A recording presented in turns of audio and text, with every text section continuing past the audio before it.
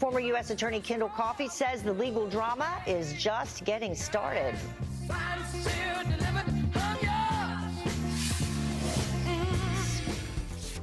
And ballots continue to be recounted as Florida counts down to today's deadline. But many are calling into question the 10-day extension given to mail-in ballots for overseas voters. So could this potentially create a problem of voter fraud? Here now to weigh in is former U.S. Attorney and South Florida lawyer Kendall Coffey. Thank you very much for joining us this morning. We appreciate it. Hey, thanks, Heather. So what about those mail-in ballots and the irregularities? What's your take on it?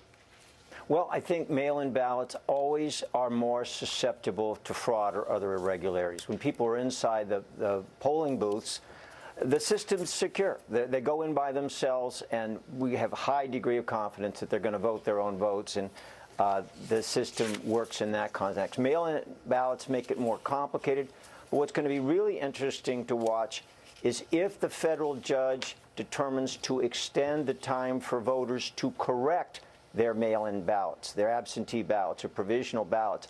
How is that process going to work logistically? How do they get notified? Do campaign workers become involved and contact them and re-delivering ballots which supposedly have been corrected?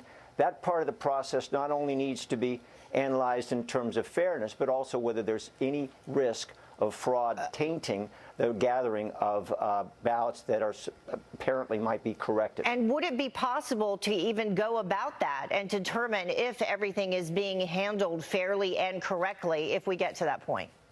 I think the logistics are daunting, and it's going to require not only people getting the ballots, but somebody making sure that the process is handled honestly. Years ago, I handled a case involving absentee ballots. It was determined that there was systematic fraud in the collection of absentee ballots. So we all know that those kind of ballots are in the highest category of risk for fraud. Here's what the Florida State Department General Counsel Bradley McVeigh had to say in terms of these ballot irregularities. He said altering a form in a manner that provides the incorrect date for a voter to cure a defect imposes a burden on the voter significant enough to frustrate the voter's ability to vote. And then we heard earlier at the very top of our show, Griff Jenkins, who spoke to Brenda Snipes, the Broward County Supervisor of Elections there. She says that it is good, it's a good point to note that she should have alerted the Secretary of State about altered times on documents.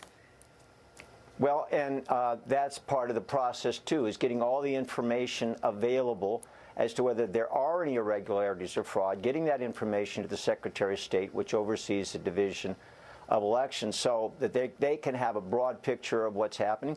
And sometimes it doesn't include any fraudulent votes being received this time, but we're always trying in Florida to make it better for next time because, heck, we're tired of getting into all these voting controversies every few years. Yeah, you would think at some point you realize we're always hearing about Florida. As Florida races toward the recount deadline, could more key legal battles play out? What legal recourse do the losers have in this as well?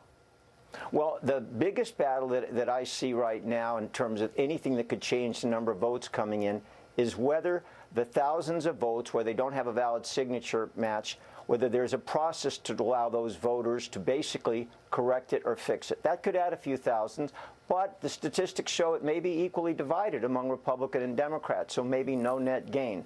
The big issue is going to be, as we go forward in the recount, Broward County, 25,000 undervotes. Was that ballot design, or was it markings made by voters that can be recovered through a manual recount process? And then at the end of all this, Heather, we recall from 18 years ago, any party that loses an election has a chance to bring an election contest under Florida statutes. That requires a lot of proof of irregularity, and there's no indication so far that anyone is thinking in that direction. But this is Florida. Anything's possible. So 10 days after the elections are certified, we'll find out if there are going to be any additional litigations brought to challenge those results. Should Brenda Snipes keep her job? I think Brenda Snipes is looking at concluding her career. No one on the Democratic side thinks she's really corrupt, but a lot of people think it's time for her to move on. All right. Kendall Coffey joining us live this morning. We really appreciate your time. Thank you. Thanks, Heather. All right. Deadline day. We'll see.